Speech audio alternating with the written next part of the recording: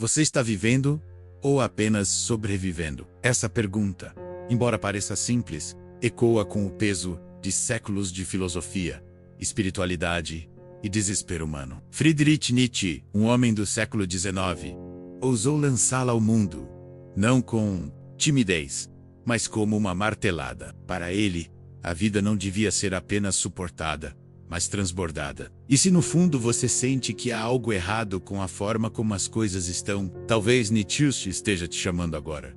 Nietzsche nasceu em 1844, viu seu pai morrer, e talvez ali tenha começado sua jornada de confronto com a fragilidade humana e com a ideia de um mundo regido por promessas que, cedo ou tarde, quebram. Formado em filologia clássica, ele mergulhou profundamente na cultura grega, onde encontrou ecos antigos da luta entre o caos e a ordem, entre Apolo e Dionísio, mas foi na filosofia que ele explodiu. Seu pensamento nunca foi fácil, menos nem para ele mesmo. Sofria com doenças físicas e crises emocionais. Escreveu suas obras mais poderosas em um período de crescente isolamento. Nietzsche nunca foi acadêmico, no sentido tradicional. Ele escrevia com sangue, como ele mesmo dizia, e dor e a solidão que surgiu uma das ideias mais provocadoras da filosofia moderna. O Übermensch, traduzido, com muita cautela, como o super-homem. Mas não pense em músculos ou capas. Nada de heróis de filme. Nietzsche falava de outra coisa. Falava de uma transfiguração do ser humano. De um tipo de existência que rompe com todas as amarras menos morais, religiosas, culturais, e que cria o novo. Não porque quer ser rebelde, mas porque a realidade antiga já não serve mais. Para entender esse conceito, é preciso primeiro entender a morte de Deus. Outro dos pilares do pensamento nietzschiano. Quando ele escreve, em A Gaia Ciência, Deus está morto, nós o matamos. Ele não está sendo literal. Não é uma negação religiosa barata. É um diagnóstico. Ele via uma Europa que ainda se dizia cristã, mas cujos valores e comportamentos já não se alinhavam com a fé verdadeira. A modernidade, com sua ciência, sua técnica, seu individualismo, matou a autoridade de Deus. E, com ela, matou também a estrutura moral que sustentava o Ocidente por séculos. E o que vem depois? O vácuo, o abismo, o nada. É aí que entra o super-homem. Nietzsche sabia que, sem Deus, muitos cairiam no niilismo. Essa sensação de que nada tem valor, nada importa, tudo é vazio. O nihilista é aquele que já não acredita em nada, mas também não cria nada. Ele apenas observa, ironiza, zomba, e Nietzsche detestava isso.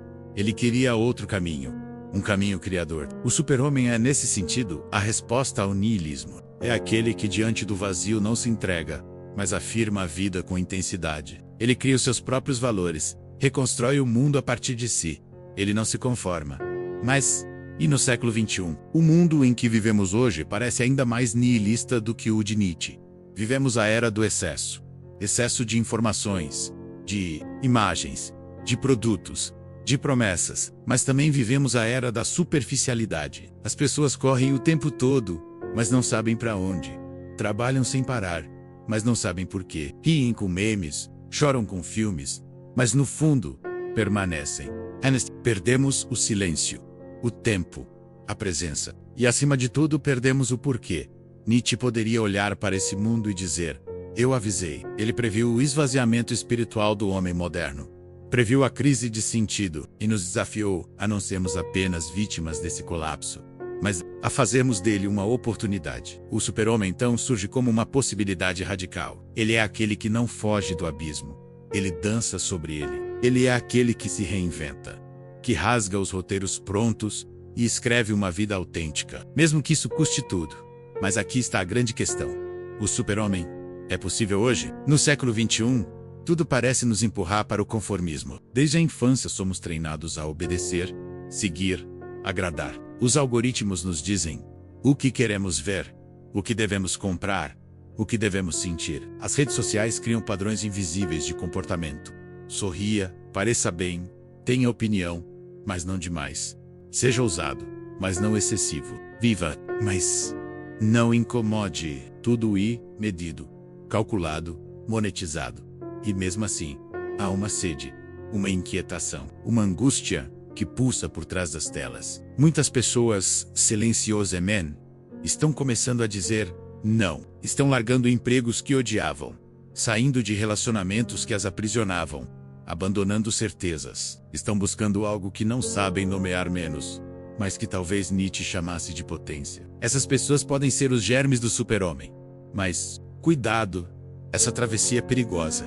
Nietzsche dizia que o homem é uma corda estendida entre o animal e o super-homem, menos uma corda sobre um abismo. E o abismo não perdoa os distraídos. Muitos caem, muitos enlouquecem, porque viver sem regras, sem garantias, sem o consolo de um céu prometido, é brutal, é solitário e é, por isso mesmo, libertador. O super-homem não é alguém perfeito, não é alguém iluminado. Ele é, sobretudo, alguém honesto consigo mesmo. Ele não se esconde atrás de máscaras morais. Não finge ser o que esperam dele. Ele sente, sofre, ama, cai menos, mas continua. Porque sua existência é um ato de criação. E ele sabe que cada passo fora do rebanho é um passo em direção ao real. Nietzsche nunca escreveu manuais. Elnau dizia: faça isso e será feliz. Ele perguntava: você tem coragem? Coragem de abandonar a segurança, de suportar a solidão, de encarar o caos? Se a resposta for sim, então talvez você esteja pronto para começar a se tornar quem você é. Porque no fundo, é disso que se trata tudo isso. Ser quem você é, mas não quem te disseram que você é, quem você pode ser. O super-homem é esse futuro de si mesmo que ainda não nasceu. É uma promessa, um chamado. E nesse mundo tão saturado, tão cheio de ruído, talvez o maior ato de rebeldia seja simplesmente isso: viver com verdade.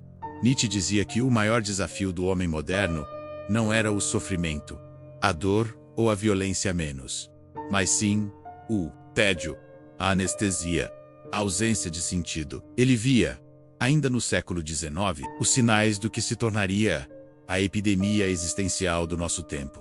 Um ser humano desconectado de si mesmo, de sua vontade mais profunda, mergulhado em distrações vazias e promessas quebradas. E por isso, sua filosofia nunca foi um exercício de teoria. Era, antes de tudo, uma convocação.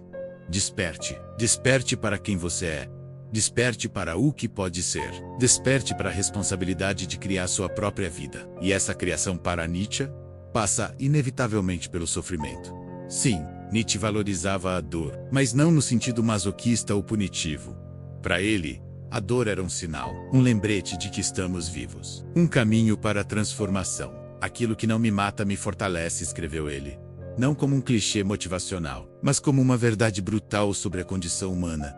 A dor não é um erro, ela é parte da jornada. E o super-homem é aquele que não apenas suporta o sofrimento, mas que o utiliza como matéria-prima para criar algo novo. Ele não foge da dor, ele a transforma. Essa ideia é quase ofensiva para a mentalidade contemporânea. Vivemos em um tempo que nos vende constantemente a ideia de que a vida boa é a vida sem dor. Tudo é feito para evitar o desconforto.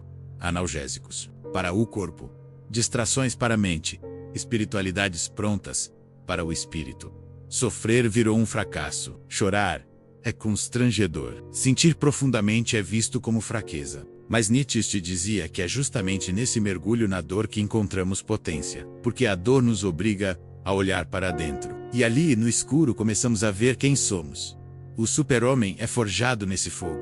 Ele não nasce pronto. Ele não é um dom, mas um processo. E esse processo é árduo, porque o caminho da criação individual quase sempre passa pela solidão. Quando você deixa de seguir o rebanho, você inevitavelmente se afasta. E isso dói. Mas nesse espaço que nasce a liberdade real. Não a liberdade de escolher entre marcas de celular ou entre duas séries de streaming, mas a liberdade de ser autor da sua própria existência.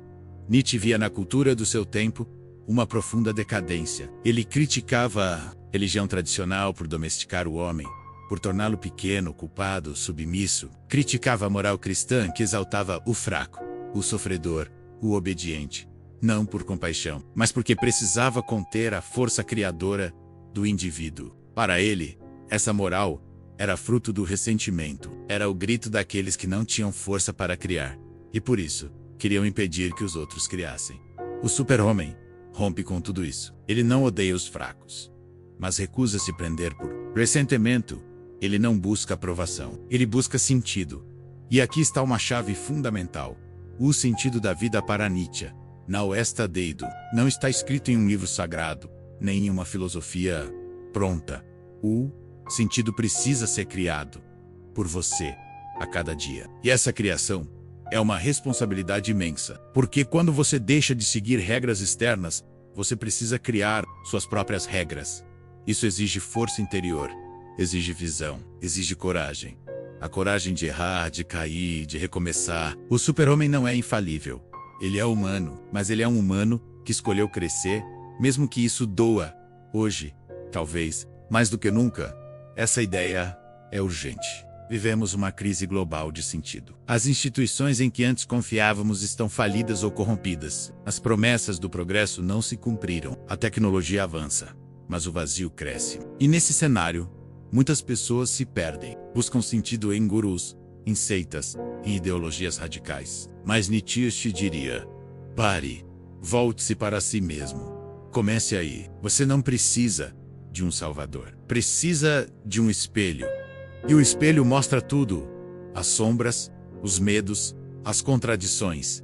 É por isso que tanta gente evita se olhar de verdade. Mas o super-homem encara, porque ele sabe que é na sombra que se esconde a luz mais intensa. Ele sabe que só quem conhece sua própria escuridão pode viver com autenticidade. E isso é porque é muito mais fácil se esconder atrás de máscaras, de personagens, de identidades prontas. Mas isso não é viver. Isso é representar.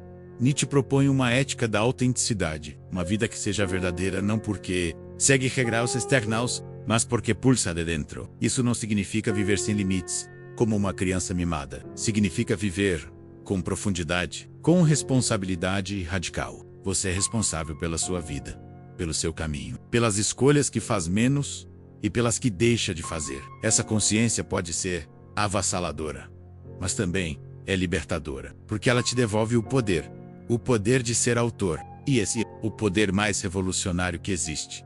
O super-homem, então, não é alguém que está acima dos outros. Não é alguém que domina ou humilha. Ele é, antes de tudo, alguém que se superou, que se reconstruiu, que olhou para o vazio e não recuou, alguém que decidiu não se esconder mais e que por isso mesmo se torna uma luz, não para guiar os outros, mas para lembrar, lógico, que eles também podem brilhar. Você conhece alguém assim? Alguém que não se dobra ao medo, que vive com intensidade, que cria com paixão. Talvez essas pessoas já estejam entre nós. Talvez o super-homem não seja um futuro distante, mas uma semente presente. E talvez essa semente esteja em você. Nietzsche não acreditava em verdades eternas.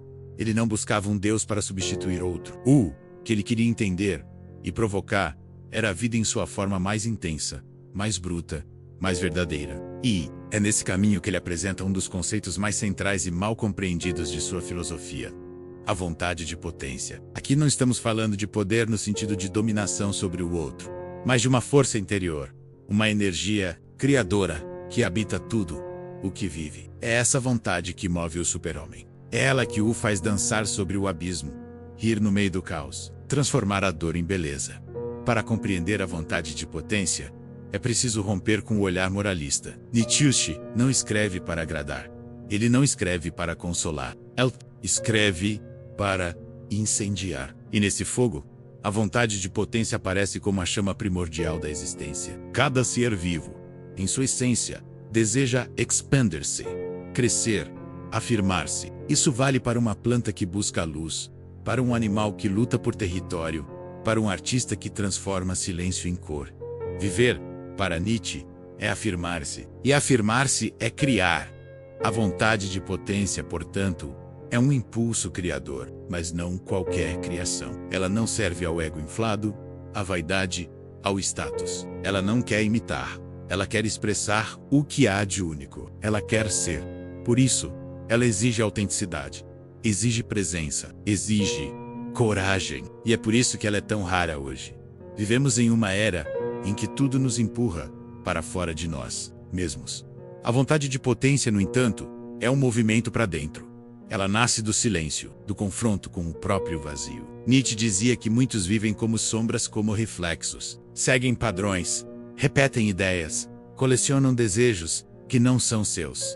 A vontade de potência destrói tudo isso. Ela exige que você se escute, de verdade, Que se pergunta é o que eu quero criar, o que me faz vibrar, onde está minha intensidade. Oh, Super-Homem é o ser humano que vive em consonância com essa força. Ele não busca reconhecimento, mas expressão. Ele não age por medo, mas por desejo. Seu valor não está fora, mas dentro. Por isso, ele é livre, mesmo quando está cercado por prisões externas. Ele é livre, porque sua vida é uma obra de arte, feita com sangue, suor e coragem. Nietzsche via na cultura moderna uma tentativa constante de suprimir a vontade de potência. As instituições, as religiões, os sistemas morais, todos tentam domar o indivíduo, torná-lo previsível, torná-lo seguro. Mas segurança, para Nietzsche, é o túmulo da potência. O que se quer seguro não cresce, não muda, não vive. Vida verdadeira é arriscada, é perigosa. E é por isso que ela é bela.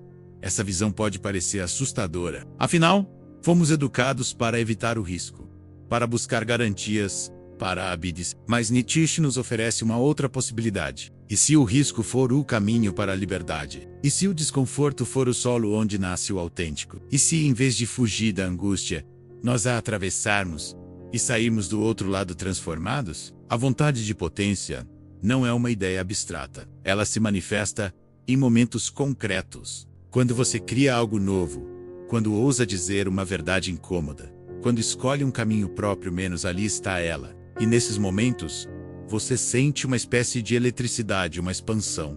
Você se sente mais vivo. Esse é o sinal. A vontade de potência não se mede por conquistas externas, mas por intensidade interna.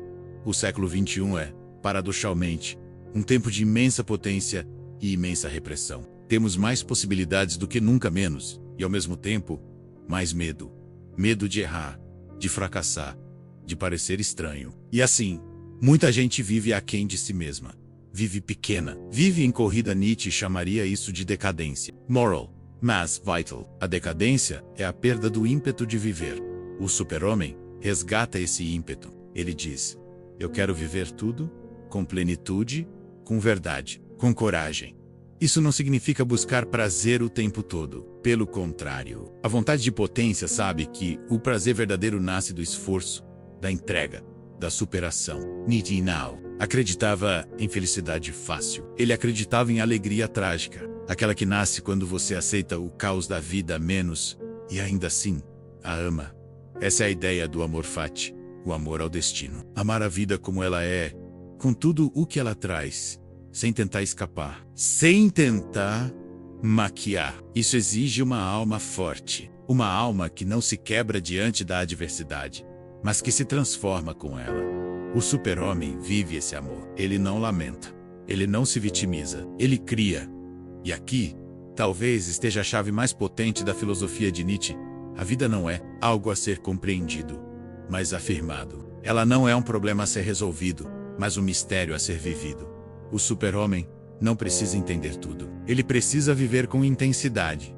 E isso, sim, está ao alcance de todos. Não é preciso ser um gênio. Não é preciso ser forte fisicamente. É preciso ter uma vontade e coragem de segui-la. Quantas vezes você se calou por medo? Quantas vezes deixou de criar por insegurança? Quantas vezes reprimiu sua verdade para agradar os outros? A vontade de potência começa a renascer quando você diz: basta. Quando você escolhe se ouvir. Quando você para de pedir permissão para existir. Quando você começa a viver como se sua vida fosse de fato importante. Porque ela é, e Nietzsche sabia disso. Ele sabia que cada ser humano carrega dentro de si um universo. E que esse universo precisa ser vivido, mesmo que doa, mesmo que assuste. A vontade de potência é a força que te empurra para esse mergulho. Que te lembra que você pode mais, que você é mais. Se essa jornada ressoou com você, se essa vontade pulsa silenciosamente aí dentro, então este é o momento de acorrá-la. Aprofunde-se, leia Nietzsche, questione o que foi herdado e, principalmente, ouse viver aquilo que é verdadeiramente seu. E se você quer continuar mergulhando comigo nessas ideias que incomodam, que despertam, que acendem menos, se inscreva no canal, deixe seu like, ative o sininho, porque viver de verdade é um ato revolucionário. E essa revolução começa no instante em que você escolhe ser inteiro. Agora eu te pergunto, o que está impedindo você de ser quem você é?